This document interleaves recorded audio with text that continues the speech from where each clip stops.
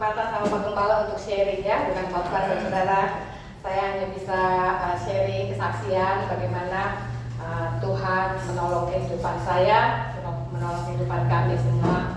Jadi bagaimana kita harus menghidupi firman saudara ya. Jadi saya dikasih waktu 25 menit seperti biasa saudara. Setengah jam lebih. Boleh ya, saudara jangan tegang karena saya orangnya suka bercanda, tapi mungkin dasar firman Tuhan saya nggak bisa bercanda saudara. Jadi sebenarnya minggu lalu di hati udah bicara, minggu depan kayaknya kamu bawa firman itu, hati ngomong.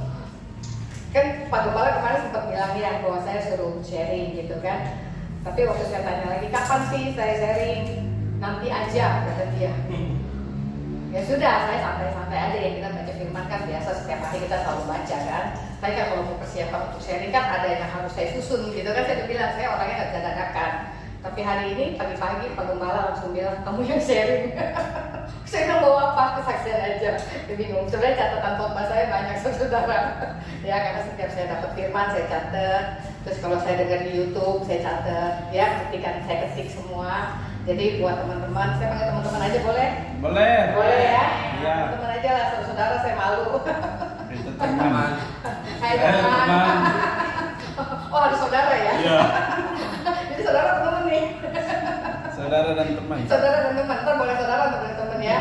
Ya, jadi hari-hari ini mungkin yang bisnis akan sedang mengalami yang namanya penurunan omset ya. Saya berapa banyak teman-teman saya juga mengalami yang akhirnya benar-benar itu turbulence, blok begitu ya. Kaget semua karena kondisi perekonomian kita katanya begitu. Lalu sebelum kejadian Pak Prabowo memberitahukan bahwa pejabat tidak boleh rapat lagi di hotel, saya sudah dapat firman saudara ya tentang Mazmur 91. Walau 1.000 lebah di sisimu dan 10.000 di sebelah kirimu, di sebelah kananmu, itu tidak akan menimpamu. Itu aku terus perkatakan begitu. Even saya perkatakan seperti itu, saudara-saudara ya, itu mungkin di awal-awal. Saya sempat cerita ya sama Pak Martin ya bahwa kita dapat pegangannya itu. Saat saya dapat pegangan itu, omsetnya turun, saudara ya. Omset saya turun, begitu ya. Waktu omset saya turun dengan karyawan yang, contoh lah misalnya, omset saya 10.000 misalnya ya, 10.000, karyawan saya 10. Tiba-tiba omset jadi 8.000, karyawan tetap 10, berat gak? Berat, selesai ya. Karena kan untuk karyawan 10 orang itu harus omset 10.000. Sekarang omset turun, karyawan turun. Ini berkecamuk di dalam hati, dalam pikiran.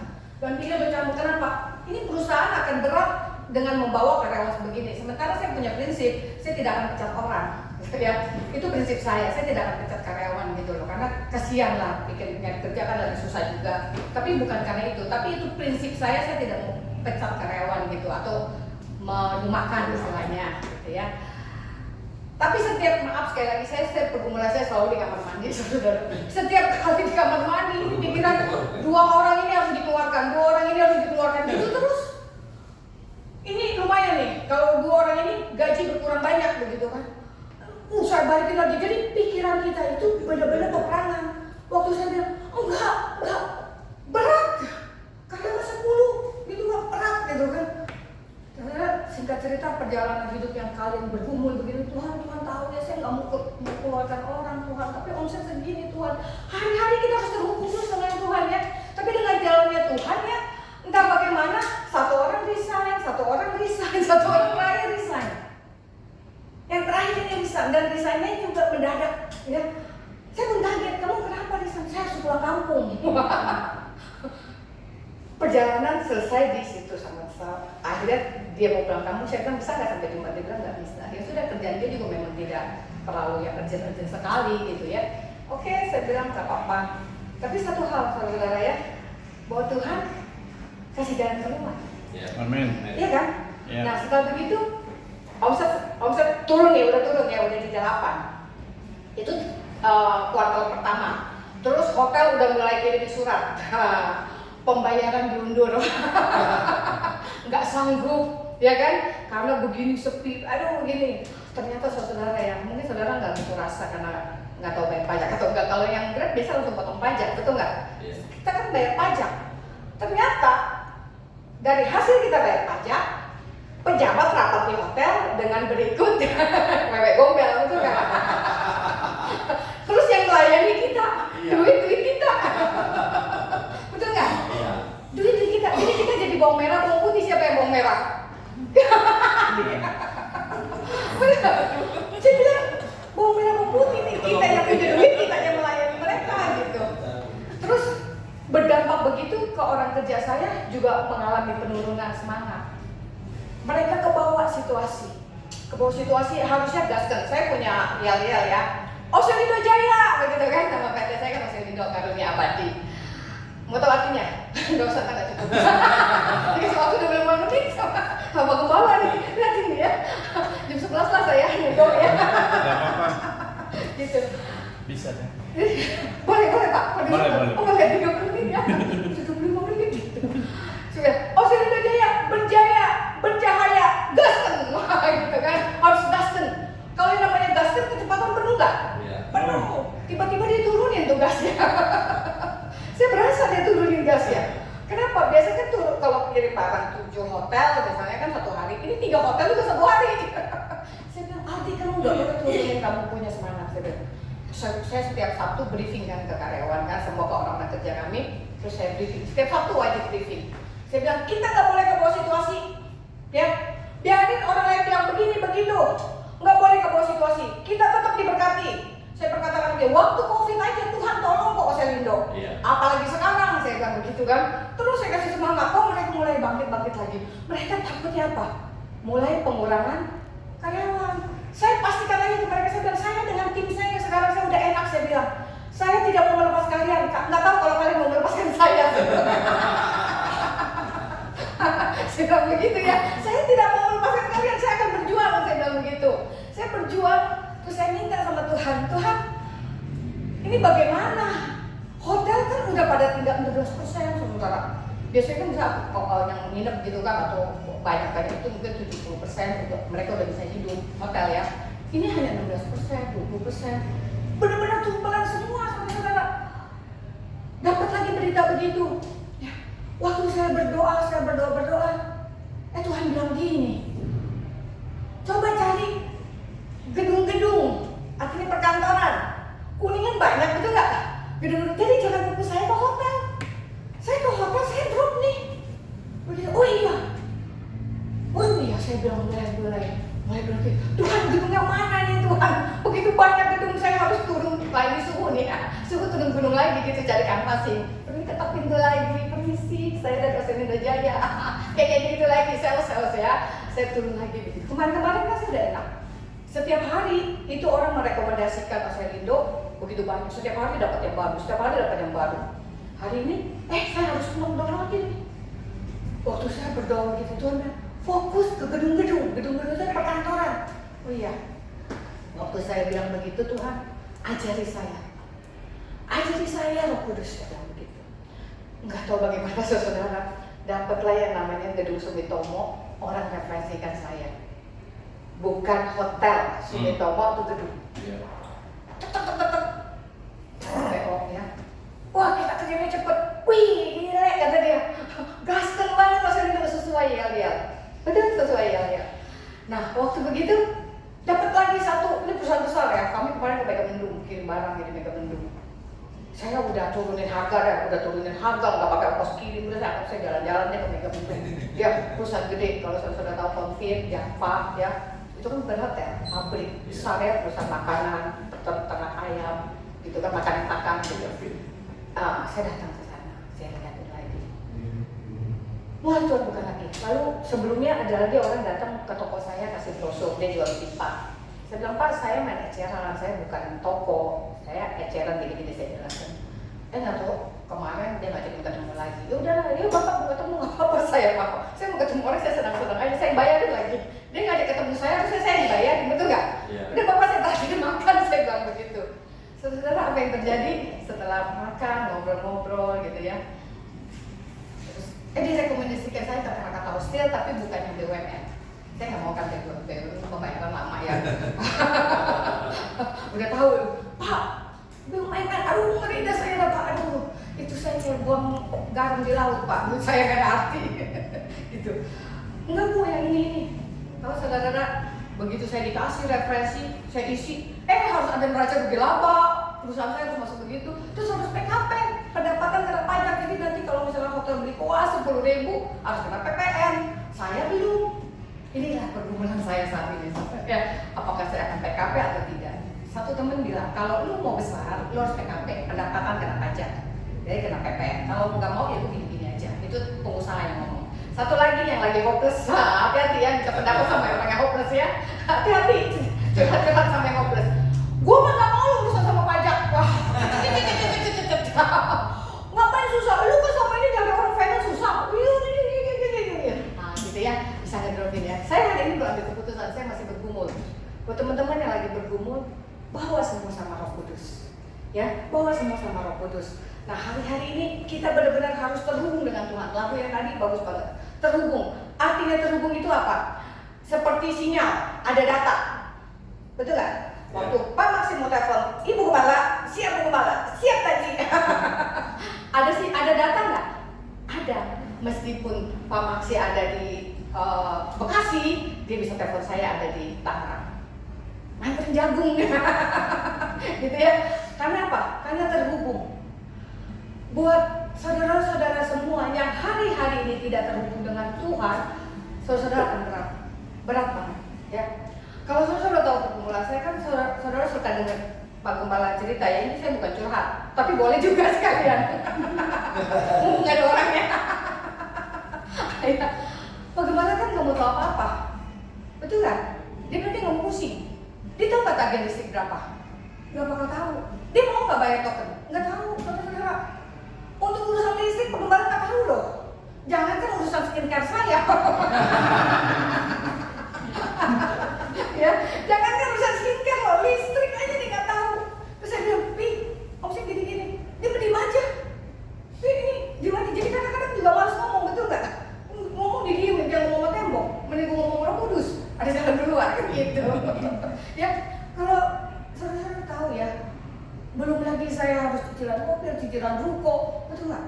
Belum lagi kartu kredit, kalau jatuh tempo 5 kartu kredit, 110 juta, 50 juta, 70 juta. Pada mantan. Apa lagi ya? Berat nggak? Berat loh, tanggung jawab saya di sini semua loh. Tapi hari-hari ini kalau saya ketemu teman saya semua, salah satu tadi, Ibu Ima, makasih Ibu Ima, Bu Gembala makin cantik katanya. Ya, saya nggak ketemu siapa-siapa. Ibu ini seger ya orangnya ya, seger ya, betul nggak? Ngaku. Iya betul. Malu, dan itu kamu ngaku. Ngaku apa? Nyenengin gitu kan? Terus terpaksa. Jadi artinya gini, kamu nggak tahu loh. Sebenarnya saya banyak beban. Apalagi kalau udah memasukin awal bulan, karyawan mesti gaji, listrik, internet ya, toko semua. Pusing nggak? Pusing. Ibu Ima nggak mau ngatur duit. Kenapa? Karena nggak cukup kayaknya. Ya Bu Ima ya, nggak boleh. Istri harus berani ambil resiko seperti itu. Ya, kita baca Alkitabnya buat saudara-saudara semua harus ambil momen ini. Kita baca di Lukas 24 ayat 11. Ya, ini kemarin Pak Gembala udah saksikan, sudah sampaikan firman Tuhan, saya hanya ulang saja. Sudah dapat Lukas 24 ayat 11. Amin. 1, 2, 3. Tetapi bagi mereka perkataan-perkataan itu seakan-akan omong kosong, dan mereka tidak percaya kepada perempuan itu. Ini mereka siapa? Murid-murid Tuhan Yesus. Murid-murid Tuhan Yesus yang hari-hari sama Tuhan Yesus, yang hari-hari melihat mujizat yang Tuhan lakukan. Bahkan Tuhan juga ada ngomong bahwa pada hari ketiga anak manusia akan bangkit. Tapi pada hari mereka melihat kubur itu kosong, mereka anggap itu omong kosong. Dan mereka memilih tidak percaya. Betul nggak? Ini mereka memilih tidak percaya.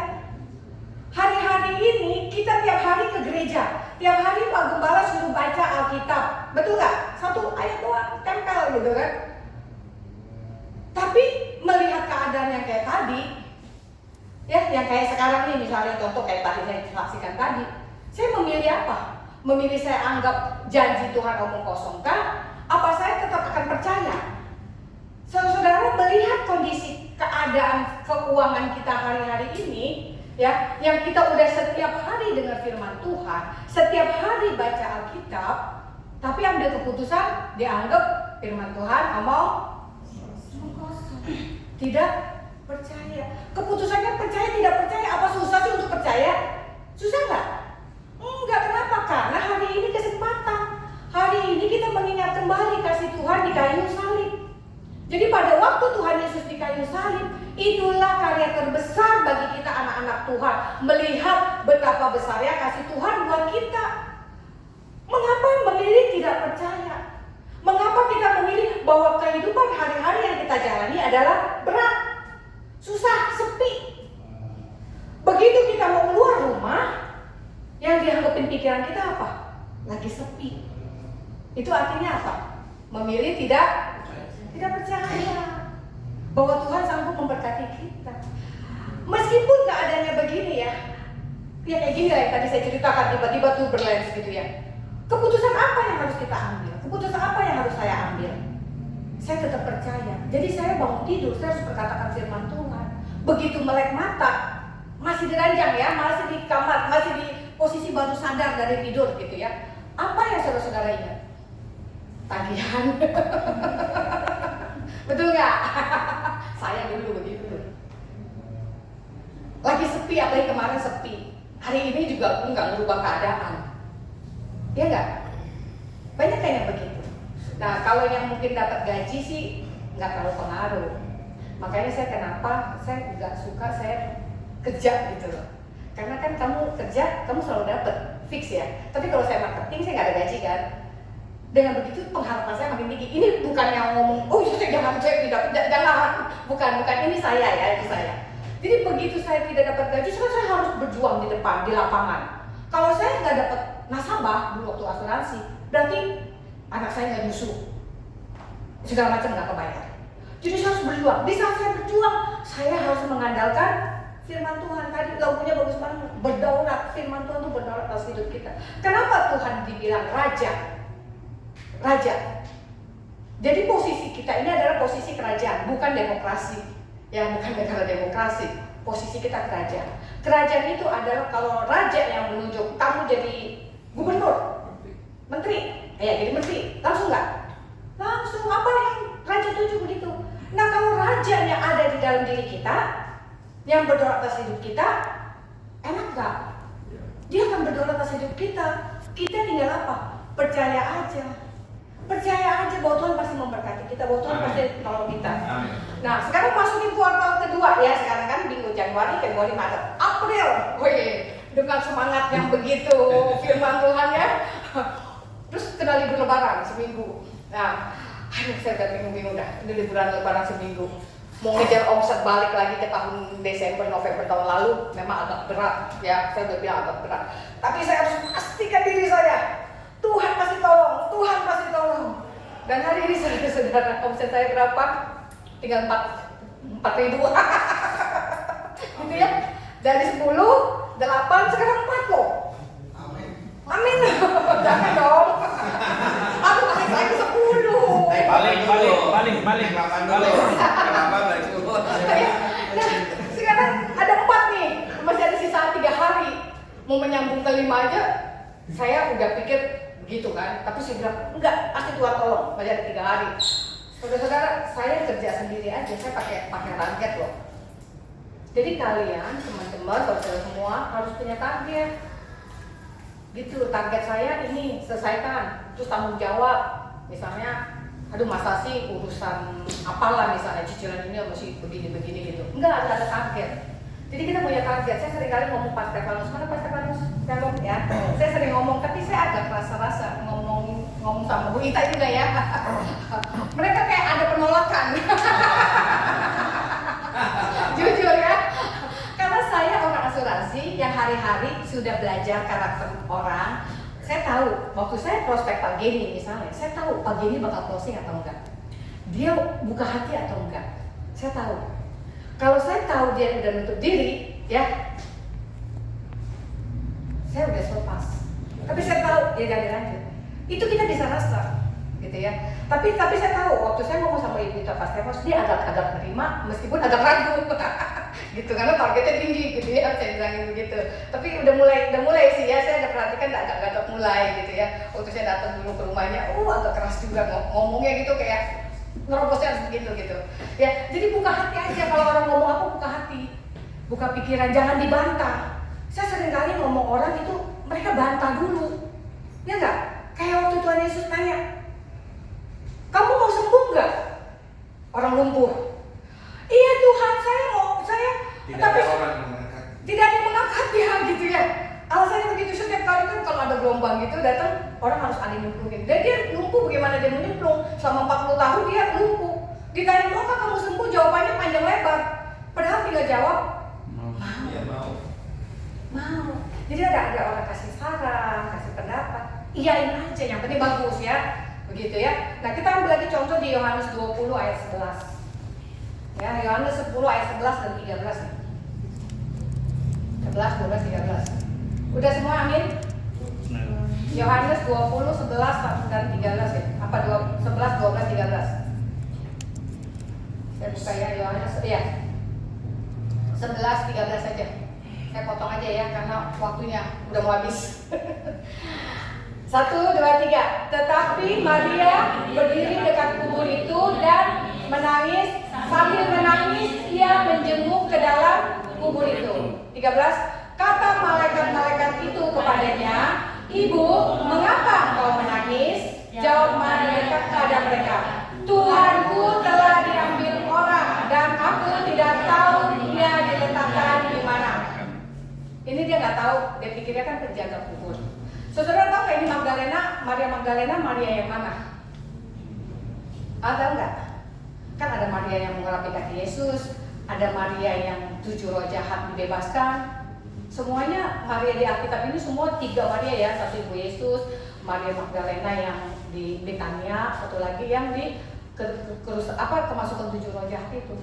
Ini Maria yang kemasukan 7 roh jahat, bukan yang mengurapi kaki Yesus.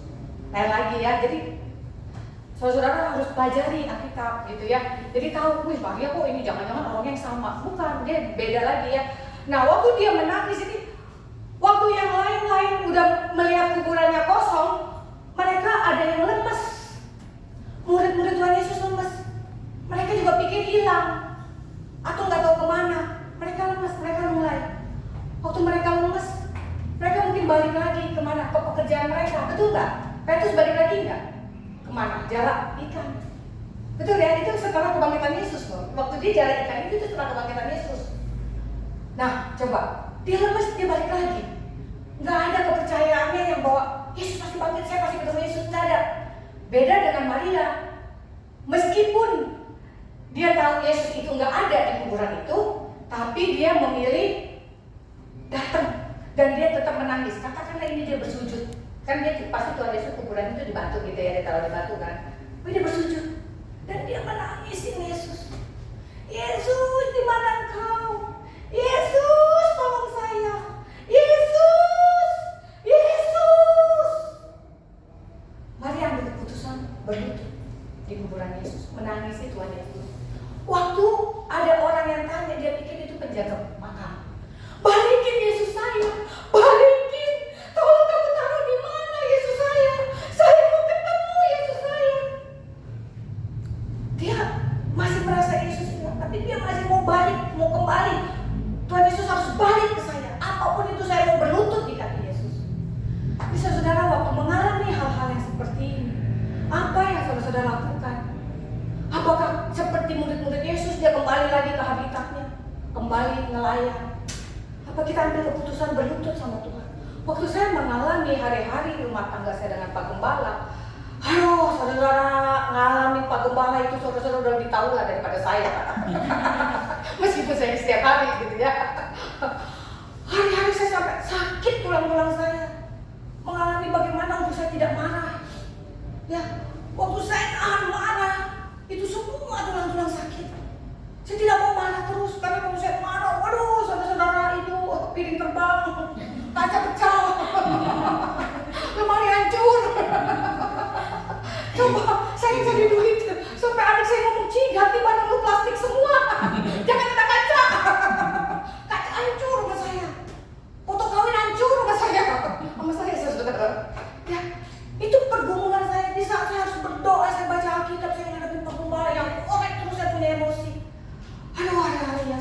waktu belum menikah saya sudah punya mobil, saya punya bengkel. Saya pulang ke bengkel dulu di awal-awal menikah ya. Saya pulang ke bengkelnya kan di mama saya, toko. Saya pulang di sana, saya pulang dulu. Di sana saya ngurusin keluarga saya. Saya kan punya bengkel di sana, toko loh. Karena saya ada juga 4 orang. Barang-barang spare part saya banyak. Kalau saya nggak datang bagaimana kan? Waduh ribut, ribut gitu kan. Saya nggak senang. Saya bilang saya kan cari duit. Setiap kali pulang kerja berantem. Saya ini cari duit tuh, polis setumpuk saudara-saudara. Setumpuk, tetap aja berantem. Penggembala nggak senang kalau dia pulang pelayanan, saya nggak ada. Itu tampaknya keluar 7. Bukan 2 lagi. Jadi harus ada di rumah, terus teman-teman saya banyak. Sampai akhirnya saya belajar, saya kurangi teman-teman. Saya belajar. Saya dulu saya nggak pelosor di kaki tua-tua, saya nggak sanggup lagi tuh. Saya udah mau hubungin pengacara. Pengacara ngomelin. Jangan urusin keluarga saya. Saudara ngalamin begitu. Ya. Sampai akhirnya Pak Gubernur udah lunak. Apa? Ada harga yang harus kita bayar. Ayo berlutut. Di saat saya berjuang untuk ekonomi keluarga, berjuang ngadepin gembala. Tapi satu yang saya lihat Maria, dia menangis di kuburan Yesus. Jadi waktu saat hari-hari ini kita mengalami persoalan, jangan fokusnya sama persoalan. Saya bisa melewati itu semua karena apa? Karena firman Tuhan. Saya disuruh menyaksikan seperti ini sama Pak Gembala, dia udah siap. Dia udah siap suruh saya kesaksian. Waktu saya begitu ya, dan itu berlangsung 10 tahun. Megan kan saksi dia bagaimana sampai berantem ya, kasihan juga dia. Masih kecil harus ngeliatin begitu gitu. Tapi akhirnya kita harus mengalami perubahan, betul kan? Bagaimana firman itu bekerja. Sampai Tuhan bilang, kamu jangan marah. Waktu Tuhan ngomong begitu di hati saya, tidak perlu kita nahan marah. Kita dibebaskan. Jadi sekali lagi hari ini kesempatan kita melihat karya Yesus yang terbesar. Amen. Waktu Tuhan Yesus di kayu salib, di saat itulah kita dibebaskan. Amen. Jadi Tuhan Yesus di salib itu kan 2000 tahun lalu. Kita belum lahir, udah berbuat dosa belum? Perbuatan kita belum dong, pasti belum ngomong belum. Kan belum lahir gitu kan. 2000 tahun lalu loh Tuhan Yesus di salib. Tapi ingat, dosanya itu adalah dosa dari leluhur kita. Kita hidup ini tidak lepas dari ada leluhur kita, ada kakek kita, ada nenek kita, ada ini, dan buntut-buntutnya ujung-ujungnya dari Adam dan Hawa. Oleh karena satu orang itulah akhirnya kita terikat dengan dosa. Begitu mau melepaskan susah sekali, berat sekali kedagingan itu dilepaskan. Saya ngalamin benar-benar. Melepaskan kedagingan itu. Tapi ingat ya, pandang kayu salib, pandang karya Yesus yang terbesar, pandang kasih Bapa yang begitu besar. Soalnya saudara, saya tanya Pak Melki deh. Hari ini Pak Melki punya uang 10 M, ya. Tapi anaknya diambil orang. Pilih mana? Misalnya, Pak, kasih saya tebusan 10 miliar. Nah, atau anaknya dua-duanya saya ambil. Oh enggak apa-apa tuh saya bikin lagi. Nah, itu manusia ya. Tapi kalau Tuhan, Bapa kita punya anak satu-satunya, rela lo dicampur-campur. Saya aja kalau nonton film itu saya nggak sanggup. Tapi Tuhan Bapa ngelihat anaknya dicampur-campur, wah itu udah luar biasa, betul nggak? Kasihnya yang besar begitu. Nah kita ingat aja karya Tuhan bahwa Tuhan Yesus di salib itu untuk membuat kita berkuasa. Berkuasa atas apa? Atas dosa. Ya, saya dulu kos kan di Ketapang. Punya teman kuliah. Teman ini cantik, orang Kalimantan, putih, cakep banget gitu. Dan nggak tahu bagaimana, saya juga refleks ya. Sedangkan saya kan saya di ketua kelas di kampus. Sedangkan Jo duduk sini depan, dan dia nggak pernah mau, saudara. Sedangkan saya duduk depan, dia pasti kuliah di belakang kayak anak bandel gitu kan, yang berisik, yang apa. Saya kan duduk paling di depan. Jo sini kursi kosong nih, nggak ada yang duduk dekat saya, saudara. Saya bertahun-tahun saya begitu, dia bertahun-tahun dia nolak saya. Saya tahunya ini dari mana? Dari waktu saya kerja, saya butuh asisten manajer, saya kerja di Plaza Indonesia, saya panggil dia jadi asisten saya. Dia yang cerita, saya nggak sadar loh, saya melakukan itu loh. Jo ayo duduk sini depan, Jo ayo duduk depan, dan dia menolak mulu. Kecuali kalau di belakang penuh, baru dia duduk saya. Kalau di belakang kosong dia akan pilih di belakang. Saya lakukan itu sampai dia bilang gini, gua nggak nyangka ya, malah lu sekarang jadi manajer gua, kata dia. Coba kita lakukan begitu.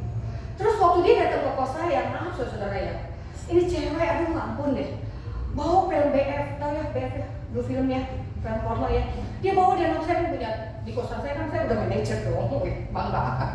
Jadi lengkap, ada VCD, ada TV gitu kos-kosan saya. Dia nonton film begitu. Saya tidur, waktu saya bangun, lu nonton apa? Saya bilang begitu kan. Lu gak suka ya? Dia gila lu, gue bilang gitu kan. Gua hari-hari kerja cuma nonton begitu. Saya bilang, saya gak ada. Dia gak sangka juga, muka lu masa gak nonton, katanya gitu. Kurang ajar ya. Kayak lu gak nonton gitu. Saya bilang, dia sampai saya tidur di siang itu, mungkin dia udah habis 3 film. Lalu kayak terus. Dan hari-hari itu apa yang dia alami saudara? Dia hamil tanpa suami. Suami gak mau tanggung jawab. Coba. Dampaknya begitu. Ada dampak dari dosa-dosa yang kita lakukan. Waktu tukang bangunan, kuli bangunan ya. Waktu dia susun batu, 1, 2, apa dia mulai lihat dulu, ini kapan jadinya nih istana nih rumah yang di golf atau ruko inilah contoh 3 lantai. Ruko 3 lantai ini jadi dimulai dari mana? Dari penyusunan satu batu itu enggak? Ada nggak tukang yang langsung 10 batu? Enggak ada. Dimulai dari kita berlutut teman-teman saudara. Dari kita mulai berlutut ada perubahan karakter. Dari mulai kita berlutut kita naik, kita punya iman percaya kita. Artinya kita semakin bertumbuh mengenal kasih Bapa. Yang harus diingat itu Bapa kasihnya besar. Besar banget itu harus ingat. Yang udah nyelamatin loh. Dia nggak mau kita binasa. Kenapa? Karena kita ini ada napas hidupnya Tuhan. Jadi kita miliki Tuhan. Waktu Tuhan menciptakan manusia itu, betul nggak? Betul nggak? Ada napasnya Tuhan. Tuhan nggak mau ini binasa. Kita binasa nggak mau, makanya dia rela disalib biar kita ini nggak binasa. Kalau kita udah tahu begitu, kita masih menghidupi kedagingan kita akan repot. Nah ini kita belajar berjuang. Dimulai dari mana? Seperti Maria tadi, dia menangis, dia berlutut sama Tuhan. Meskipun hari itu kita kadang nggak melihat Yesus di mana. Saya banyak pergumulan, Tuhan Yesus di mana? Hari ini kita mau katakan, Tuhan Yesus Engkau ada di hati saya. Tuhan Yesus Engkau nggak jauh. Kalau kita berdoa kok seolah-olah mentok di pelapon, karena Tuhan Yesus di surga. Jangan, Tuhan Yesus dia ada di sini. Dia sahabat kita. Waktu saya banyak curhat tentang kehidupan rumah tangga saya ke teman saya, masalah saya nggak selesai. Waktu saya mulai berlutut di kaki Tuhan dan saya serahkan semua urusan rumah tangga saya kepada Tuhan. Tuhan ubah saya, Tuhan ubah Pak Gembala. Begitu. Ya kita udah hampir jarang berantem lah. Ya jarang. Hampir lah nggak mau berantem lagi.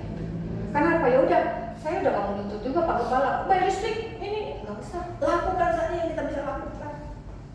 Urusan suami, urusan Tuhan. Tapi bagian kita kerjakan. Jadi buat ibu-ibu banyak berlutut. Jangan dimulai bisnis itu dengan dagang itu dengan modal besar. Katakan dari modal 100.000 saja. Ya, dari modal 100.000 bawa ke kaki Tuhan. Tuhan, saya punya uang 100.000. Bagaimana ini saya melipat gandakannya? Kan Tuhan kasih talenta, betul nggak? Talenta 1, 2 itu kan salah satu talenta ya. Bisa dibilang juga uang juga kan talenta. Waktu Tuhan kasih kita 1, kita apa sikap kita? Nggak cukup. Terjadilah sesuai gimana? Nggak cukup.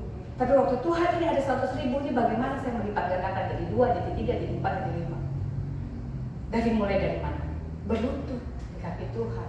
Ambil peranan ini. Jadi Tuhan itu, kalian harus ingat Tuhan, kita itu anaknya Tuhan. Tuhan mau kita juga diberkati. Tuhan gak mau kita sengsara gitu. Kok hari-hari ini makin susah? Ingat aja kasihnya Tuhan bahwa Tuhan itu mau kita juga berhasil di dalam usaha kita, berkuasa di dalam bisnis kita, di dalam pekerjaan kita. Itu ingat. Jadi begitu bangun tidur, ada ayatnya, saya selalu perkatakan gitu ya. Unta-unta muda dari Midian dan Eva datang dari Seba membawa emas dan kemenyan serta memasyurkan nama Tuhan. Saya buka pintu kalau bangun pagi juga ya, saya kalau di luar saya, misalnya saya udah bangun, saya begitu perkatakan begitu, keluar juga saya perkatakan Tuhan yang menciptakan langit dan bumi, terbuka tingkap-tingkap langit, terus begitu. Saudara bulan masuk kuartal keempat kedua ya, saya bilang ya, omset saya kan turun lagi, ya kan? Tapi saya lakukan itu. Tuhan, ini gimana? Uang nganggur. Padahal saya udah tempel. Ada uang, ada PO, ada uang. Saya bilang begitu, saya tempel. Saya banyak tempel-tempel begitu. Jadi biar ingat. Oh ya Tuhan, saya kadang-kadang dulu banyak PO nggak ada duit. Ya nggak? Kan itu barang harus cash, orang utang sama saya. Terus saya tempel lagi. Ada uang, ada PO, ada uang. Terus tempel lagi, omset setiap bulan 3M. Saya tempel aja begitu. Ya jadi buat teman-teman semua mau omset berapa ngomong, mau gaji berapa ngomong, saya udah latih begitu. Waktu saya kerja di bank BCA, gaji saya cukup buat 2 minggu. Saya kerja di Mandala Plaza dulu Bang BCA ya. Waktu saya jalan, saya bilang, Tuhan, gaji saya cukup 2 minggu. 2 minggu saya harus puasa, kalau nggak jualan lagi. Ya kan? Tapi Tuhan kirim orang yang baik kasih saya makanan. Ya, baik sampai hari ini saya baik sama dia juga baik sama saya. Waktu saya Tuhan saya nggak cukup, saya cukupnya gaji 850.000 dulu, gaji saya 400 dulu ya. Waktu saya umur 20-an gitu. Di BCA saya kerja. Tuhan kasih loh 850.000. Dengan apa? Saya pindah kerja, ditarik. Ada nasabah ngeliat kerja saya, kamu lincah. Jadi saya lagi jadi asisten manajer waktu itu. Ya udah saya dibawa kerja di Plaza Indonesia. Gaji saya 8,5. Hampir mentok-mentok terakhir itu di 3 juta dulu ya, 30 tahun lalu ya, gaji saya 3 juta. Jadi udah level manajer Plaza Indonesia kan. Udah cukup semua, bantu adik, bantu apa. Cukup, dia hanya ngomong aja sama Tuhan, saya nggak cukup nih segini. Dan waktu saya bilang, Tuhan, ini duit nganggur.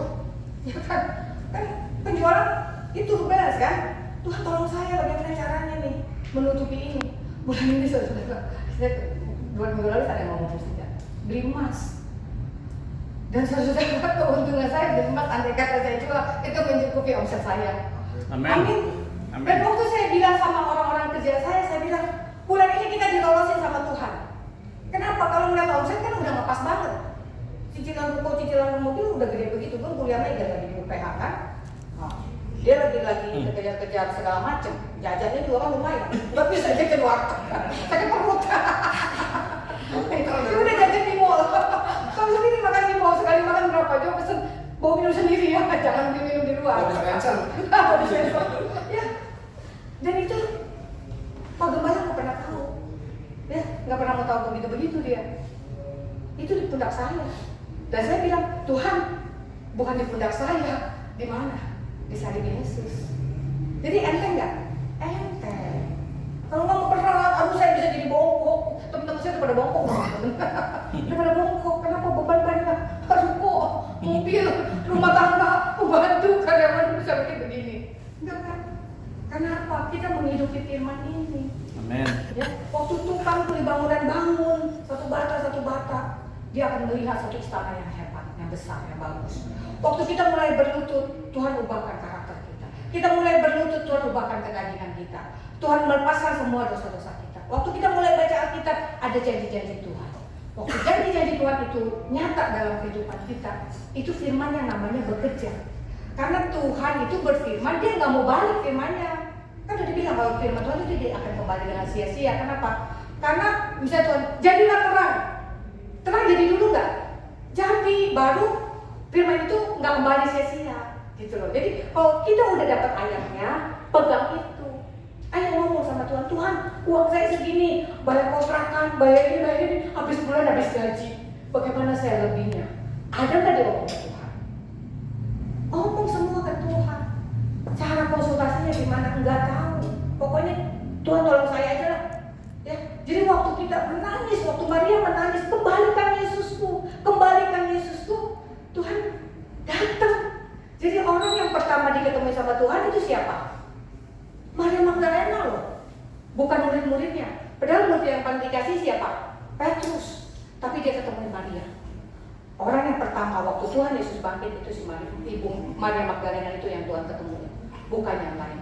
Karena apa? Karena berlutut, menangis di kaki Tuhan. Apa pergumulanmu? Menangis di kaki Tuhan. Tolong. Tapi ingat, kita tidak perlu susah payah lagi bergumul. Kita bukan hidup di hukum Taurat. Ya. Jangan hidup di hukum Taurat. Nanti saya akan bawa lagi, sebenarnya saya ada lagi belajar di hukum Taurat dengan kasih karunia Tuhan. Ya, jadi sekarang kita ini hidup di dalam zaman kasih karunia Tuhan, bukan hidup di zaman hukum Taurat. Hukum Taurat setengah mati kita, makanya kita mengerang, melepaskan dosa mengerang. Karena hukum Taurat itu hukum itu keras. Dan kenapa kasihnya batu itu keras. Nggak akan ada yang sanggup melakukan hukum Taurat. Tapi zaman kasih karunia Tuhan sekarang ini adalah zaman kemurahan. Harus percaya bahwa Tuhan itu baik, Tuhan itu murah, kasih karunia Tuhan itu berlimpah buat kita. Jadi hari-hari ini kalau kita lihat lagi perjalanan hidup, bagaimana Tuhan baiknya sama kita, itu semua karena kasih karunia Tuhan. Semakin kita merasakan besarnya kasih karunia Tuhan dalam hidup kita, kita akan merasakan betapa besarnya kasih Tuhan, dan kita akan dimudahkan semuanya. Ya ingat, kita bukan lagi di bawah hukum Taurat. Begitu ada Tuhan Yesus lahir, hukum Taurat itu dilengkapi sama Tuhan Yesus. Ya, 10 hukum perintah Allah itu nggak ada yang sanggup melakukannya. Banyak cerita-cerita di Perjanjian Baru nggak ada yang sanggup melakukannya. Kita pun nggak akan sanggup melakukannya. Tapi karena ada Tuhan Yesus, kita jadi sanggup. Tuhan Yesus yang memperdekakan kita. Jadi kasihnya Tuhan yang begitu besar, ingatlah di hari ini ada Paskah, saya benar-benar harus mengingat. Mengapa Tuhan selalu bilang, selumbar di mata saudaramu kamu bisa lihat yang jauh, selumbar aja kelihatan. Balok di depan mata kamu nggak kelihatan. Tuhan kasih saya hikmat, apa itu balok? Balok itu kasih Tuhan, salibnya Tuhan. Kamu nggak bisa melihat salibnya Tuhan di depan mata loh. Selumbarnya orang lain kamu lihat. Ini balok bicara kayu, kayu bicara salib. Tuhan kasih saya lihat begitu. Ya kan? Nggak ada sih ketika korban, nggak ada yang kasih bahas begini. Tapi hari itu Tuhan bukakan semua. Balok di mata kamu nggak kelihatan. Balok itu bicara kayu, kayu itu bicara salib. Salib itu berbicara kasih. Ya, jadi hari ini kasihi istrimu, sayangi istrimu, sayangi suami. Jangan remehkan dia. Saya sekali dulu saya ngomong sama suami saya bilang, "Pi, kalau papi nggak dengar saya bicara, saya bilang, papi di luar, papi nggak didengar orang. Saya bukan kepingin saya didengar, bukan saya pengen dihargai. Kalau suami-suami mau dihargai sama orang, ya di luar, hargai istrimu di rumah." Saya ngomong sama Pak Gembala begitu, ya. Nah ini yang laki-laki senyum-senyum nih, kayaknya gue banget. Karena apa? Karena kamu misalnya nih laki-laki yang udah ya, yang kita layani, mereka selingkuh, jajan segala macam ke wanita lain, udah lumpuh baru balik ke istri pertama. Kan balik lagi karena ada ikatan, ada hubungan dari Tuhan. Jadi belajar. Oh iya, saya mau ngomong, ya gimana mau negosiasi? Kan kita negosiasi nih, setiap kali negosiasi. Bagaimana negosiasi kita berhasil? Orang istri aja nggak dihargai. Ya untuk suami-suami nih yang di lapangan terutama ya, saya benar-benar ngomong. Karena saya juga ngomong sama Pak Gembala. Papi, kan dia kan harus nasihatin orang, kasih saran, betul nggak? Oh papi nggak hargai saya, papi kan nggak didengar orang. Sayang, dia bilang. Sayang, ayo belajar suami istri, belajar menghargai istri, gitu. Suami menghargai istri. Ya sama keuangan juga, jangan pelit sama istri. Ya karena saya bilang istri kalau pegang uang dia harus putar. Uangnya itu putar. Nanti istri-istri, saya coaching gitu ya. Jangan tergantung sama suami. Karena dia putar antara dia mau bisnis atau dia ke mall. Bisnis di mall. Ya kan? Betul kan? Nah harus tahu istrinya. Kalau tahu istrinya masih suka shopping kayak begitu, kasih duit mah habis. Ya lihat kalau istrinya udah mulai berlutut, wah saya udah lihat. Istri udah nggak mulai ngomel-ngomel. Ya teman-teman ya, yang cewek-cewek jangan suka ngomelin suami. Ya, kalau suami kamu omelin, kamu nggak menghargai suami, betul nggak? Di rumah dia nggak dihargai, dia keluar dia nggak dihargai orang. Jadi jangan ngomelin suami, jangan malah. Saya sering kali tuh ngeliat suami ya, ngomelin istri, suami diem aja, gemes juga. Master kuat. Tapi saya lihat ya Pak Gembala ngedidik saya seperti itu, akhirnya bagus buat saya jadi respect juga karena saya respect, saya hormat. Pak Martin juga ada ngomong, saya ada sempat ngobrol. Saya pikir Ibu Gembala iya aja. Tapi biasa tunduk, kalau saya ikut aja gitu kan.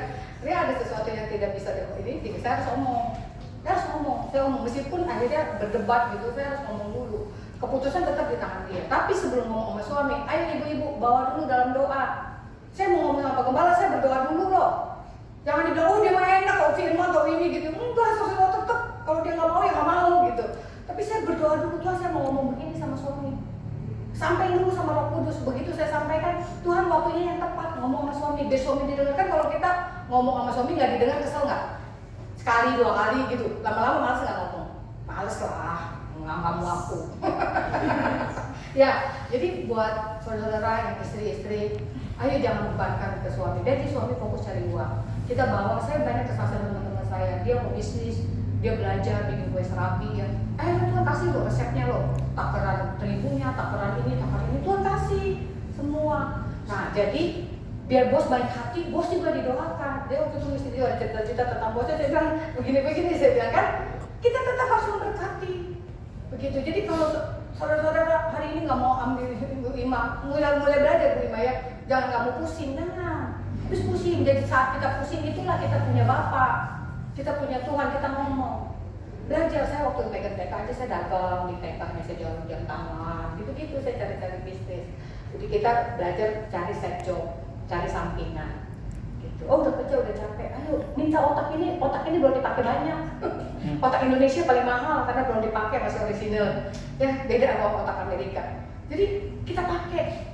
Saya minta hikmah sama Tuhan, makanya Tuhan tuntut saya beli emas kemarin kan, gitu. Ketutup untuk biaya hidup saya di bulan April ini, gitu. Jadi buat teman-teman yang ngomong masih kurang, masih ini nggak cukup, kejadiannya begitu lagi, ya. Jadi jangan lagi ngomong begitu, harus berkatakan Tuhan Yesus mati di kayu salib, membuat saya mempunyai kuasa, mempunyai otoritas, mempunyai kemampuan, dan saya harus berkatakan itu. Bayangkan semuanya itu ditanggung, maksudnya Pak Gembala kamu tahu nih saya nggak bisa curhat ke Pak Gembala, saya harus ceritanya ke Tuhan. Semua itu semua harus bawa ke Tuhan. Dengan begitu kita semakin mengenal Tuhan, semakin mengasihi Tuhan, dan kita masih melihat Tuhan itu tolong loh, gitu ya. Nah, jadi buat saudara-saudara semua, mari kita belajar. Saya undang pemusik sama Rahel maju ke depan.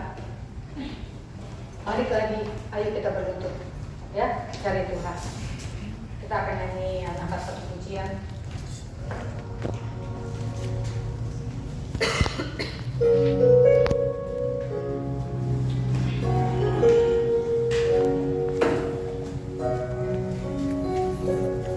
Saya undang saudara untuk pada berdiri.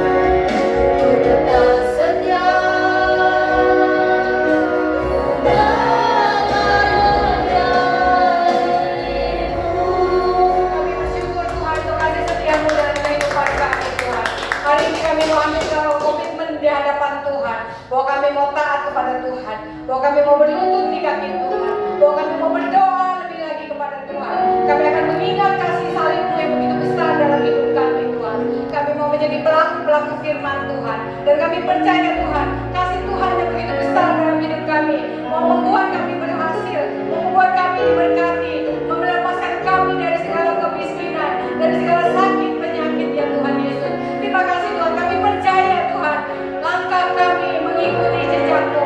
Pada saat kami mengikuti jejak-Mu Tuhan, kami tidak akan goyah, kami akan tetap berdiri Tuhan, kami akan teguh berdiri, karena akan menanti janji-janji